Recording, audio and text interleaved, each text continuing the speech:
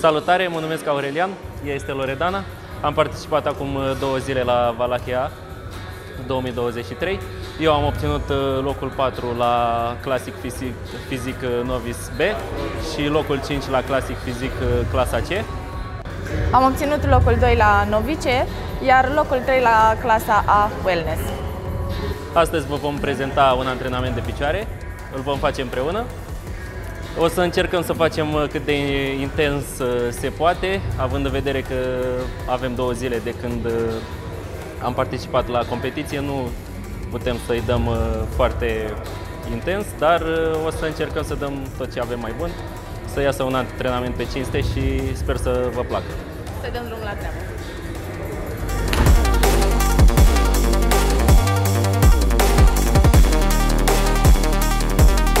Facem prima dată exerciții la quadriceps pentru că este un exercițiu foarte bun pentru încălzirea articulației genunchiului și totodată ne ajută să creăm o conexiune foarte bună minte-mușchi cu quadricepsul.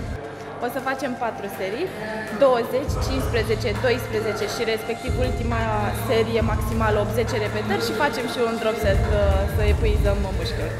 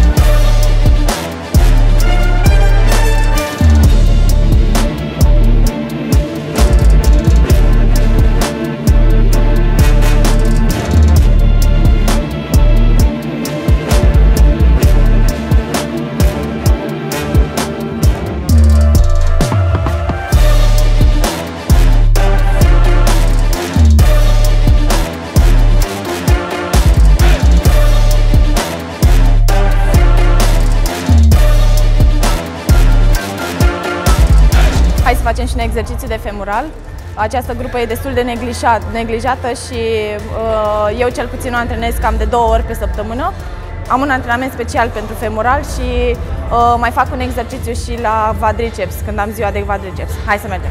O să facem 4 serii, 2 de încălzire, 2 de lucru, unde ne focusăm pe partea de contracție și un negativ lent ca să putem simți cât mai bine mușchii.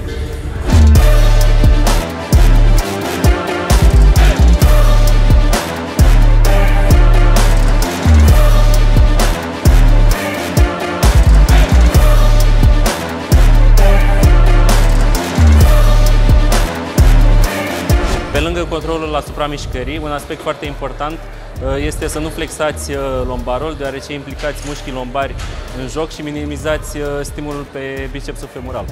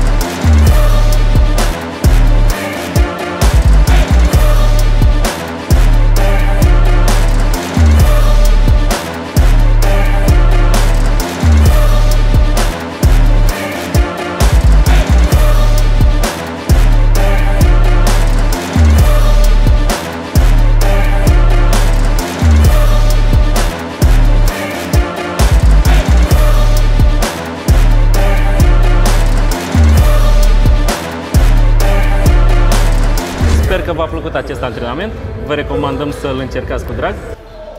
Nu uitați să ne urmăriți și pe paginile noastre, Loredana Training, Aureliana Aesthetics. Dați un follow și Marius Chera și Prime Supplements pentru că o să aveți informații de calitate.